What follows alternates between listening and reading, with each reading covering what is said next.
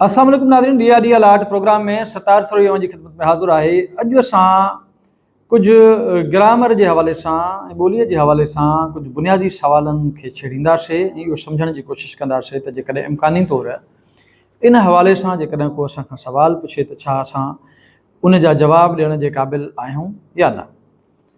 ॿोलीअ जे हवाले सां जॾहिं ॻाल्हि था कयूं त असां जेका सूरत ख़ती आहे उन जो ज़िक्र ज़रूर कंदासीं ऐं उन सूरत ख़तीअ जे हवाले सां के इम्कानी सवाल जेकॾहिं आहिनि त उन्हनि खे बि गौर कंदासीं। मिसाल जे तौर ते कमेटी रूम में अवां दाख़िल आहियो, तव्हांजो इंटरव्यू हले थो पियो ऐं कंहिं एक्सपर्ट तव्हां खां सवाल पुछो आहे त बाबा सिंधी सूरत ख़ती जा 52 अखर, इन्हनि अखरनि में जेकॾहिं तव्हां खां असां पुछूं त नुक़्तनि वारा अखर घणा आहिनि त तव्हां ॿुधाईंदो त घणा आहिनि नुक़्तनि वारा अखर। हाणे बज़ाहिर नंढड़ो सवाल आहे ऐं मामूली आहे, पर इन जी बहरहाल इम्पोर्टेंस जुड़ी सके थी अकॉर्डिंग टू द सिचुएशन। तव्हां चवंदो साईं 34 अखर अहिड़ा आहिनि सिंधीअ में जेके नुक़्तनि वारा आहिनि ऐं 18 अखर अहिड़ा आहिनि जेके बग़ैर नुक़्तनि वारा आहिनि, बिना नुक़्तनि वारा। वरी तव्हां खां एक्सपर्ट पुछनि था त बाबा ये जेको नुक़्तनि वारा अखर ऐं बिना नुक़्तनि वारा इन्हनि खे भला ॿियो कहिड़े नाले सां सॾिजे थो पियो।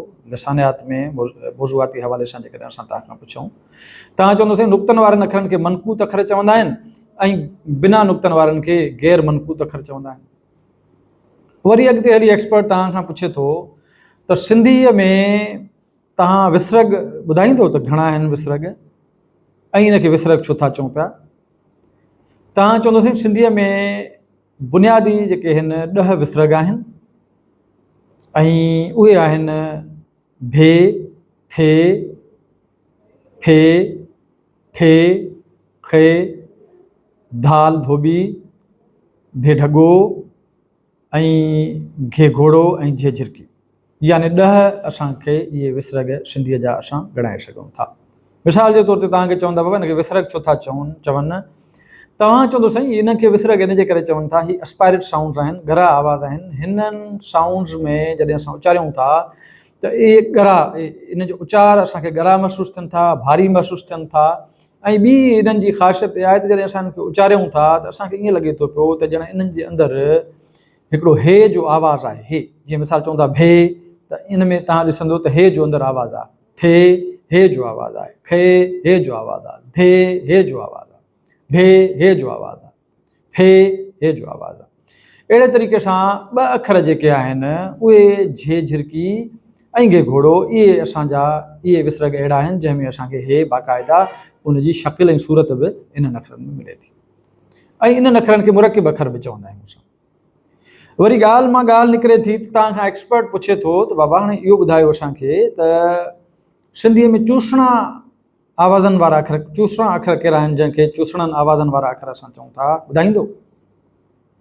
तव्हां चवंदो हा साईं ॿे, ॾे, ॻे ऐं ॼे, ही 4 जेके अखर आहिनि, ॿे बकरी, ॾाल ॾेॾर, ॻे गऊं ऐं इन सां गॾोगॾु ॼे ॼिभ, इहे जेके 4 अखर आहिनि इन्हनि अखरनि खे असां चूसणनि आवाज़नि वारा अखर चऊं था।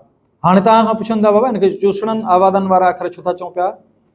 तव्हां चवंदो साईं हिनखे इन जे करे चऊं था जो ही अखर जॾहिं असां उचारींदा आहियूं त ईअं लॻंदो आहे त असां ॿाहिरां हवा खणी पंहिंजे पेट में अंदरि दाख़िल करे रहिया आहियूं, यानी असां ॿाहिरां हवा चूसे रहिया आहियूं, ॿाहिरीं हवा चूसे पंहिंजे पेट में दाख़िल करे रहिया आहियूं। इन जे करे हिन खे उचारण वक़्तु असांखे ईअं महसूसु थींदो आहे, इन जे करे हिनखे चूसणा आवाज़ चवंदा आहिनि।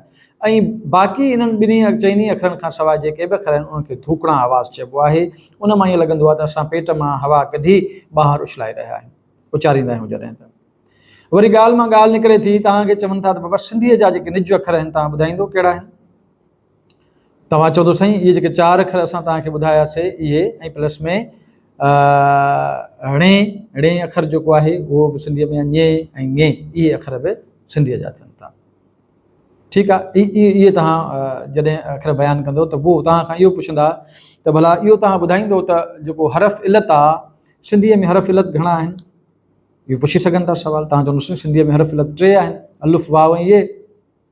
वरी तव्हां खां इहो सवाल पुछी सघंदा त इहो हरफ़ इलत आहिनि छा बेसिकली। तव्हां चवंदो साईं इनखे बीमार अखर चवंदा आहिनि ऐं हिनखे बीमार अखर हिन जे करे चवंदा आहिनि जो इहे इन्हनि खे हलण जे लाइ इन्हनि खे हिकिड़ो सहारो खपंदो आहे हिकिड़े अखर जो, जंहिंखे असां व्यंजन चऊं था या हरफ सही चऊं था, जंहिंखे अंग्रेज़ी में कॉन्सोनेंट चऊं था। इहो कॉन्सोनेंट सां गॾिजी ईंदो आहे हरफ ऐं सुर ठाहिण जे कमु ईंदो आहे। हिन जी ख़ासियत कहिड़ी आहे? इहे अखर सुर ठाहिण जे कमु ईंदा आहिनि। ऐं तव्हांखे ख़बर आहे त सिंधीअ में असीं जेको बि कुझु ॻाल्हाए रहिया आहियूं उहे सुर पिया आहिनि। अखर ऐं हिकु सुर अखर ऐं हिकिड़ो हरफ इलत गॾिजे थो त सुर ठहे थो, ऐं सुर पद ठाहिण में कमु अचनि था, ऐं पद असांखे जो लफ़्ज़ ठाहिण में कमु अचनि था। ईअं असांजा हिकिड़ा ॿोल जनम वठनि था, ॻाल्हायूं था। असीं जेको बि कुझु ॻाल्हाए रहिया आहियूं उन में अखर ऐं आवाज़ आहिनि, सुर आहिनि। ऐं जेको वाविल आहे उनजो ख़ासि उनजी अहमियत इहा आहे त उहे सुर ठाहिण में कमु ईंदा आहिनि। हाणे वरी तव्हां खां पुछंदा त बाबा कहिड़ा सिंधीअ में घणा सुर आहिनि? तव्हां चवंदो साईं 10 सुर आहिनि सादा ऐं 10 नाकवा सुर आहिनि, नेज़ल साउंड्स आहिनि। अब कहिड़ा कहिड़ा सुर आहिनि? पोइ तव्हां खां इहो पुछंदा डिटेल में, पोइ तव्हां ॿुधाईंदो। ए ओ आ ओ औ उ ए ऐ ई। हाणे इहे तव्हां सुर ॻणींदो त 10 आहिनि। वरी जॾहिं 10 सुरनि में नून गुनो मिलाइबो त इहे सभु नेज़ल साउंड थींदा। अ मां अ थींदो, ए मां ए थींदो, ओ मां ओ थींदो, आ मां आ थींदो। अहिड़े तरीक़े सां ओ ऐं ऐं ई इहे सुर असां ॻणींदासीं। तव्हां ॾिसंदो त असां जेको बि कुझु ॻाल्हाए रहिया आहियूं उन में या त सादा सुर आहिनि या नाकवा सुर आहिनि। अमा लफ़्ज़ चऊं था त यानी हिन में आख़िर में आ जो सादो सुर आहे। अच्छा, ॻाल्हियुनि ॻाल्हियुनि में तव्हां खां पुछंदा बाबा अलिफ वाह ऐं इहे तव्हां चओ था हरफ इलत आहिनि। अच्छा, इहे हरफ सही तौर बि त कमु ईंदा आहिनि। तव्हां चओ था हा साईं बिल्कुलु हरफ सही तौर कमु ईंदा आहिनि, पर उन वक़्तु ईंदा आहिनि जॾहिं इहे कंहिं बि लफ़्ज़ जे शुरूअ में ईंदा आहिनि। कंहिं बि लफ़्ज़ जे शुरूअ में ईंदा आहिनि त इहे हरफ सही तौर कमु ईंदा आहिनि, ऐं कंहिं बि लफ़्ज़ जे विच में या आख़िर में ईंदा आहिनि त उहे हरफ इलत तौर कमु ईंदा आहिनि, उन मां सुर निकिरंदा आहिनि। शुरूअ में इन जे करे था चऊं त मिसाल अकबर में अलिफ इस्तेमालु थियो आहे, इहो हरफ सही तौर इस्तेमालु थियो आहे। वकार में वाव इस्तेमालु थियो आहे, इहो हरफ सही तौर इस्तेमालु थियो आहे। यकतारो में ये इस्तेमालु थियो आहे, इहो हरफ सही तौर इस्तेमालु थियो आहे। ये खां पोइ जेका ज़बर आहे, एराब आहे, उहा असां चवंदासीं त इहो सुर आहे नंढो। हिकिड़ा नंढा सुर ऐं ॿिया वॾा सुर आहिनि, ज़ेर ज़बर पेश, इहे नंढा सुर आहिनि।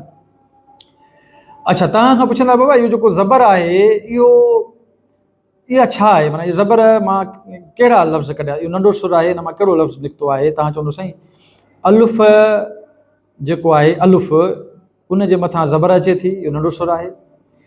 अलिफ मां इहो नंढो सुर कढियऊं ज़बर, ठीकु आहे। वाव मां नंढो सुर कढियऊं पेश, ऐं ये मां नंढो सुर कढियऊं ज़ेर।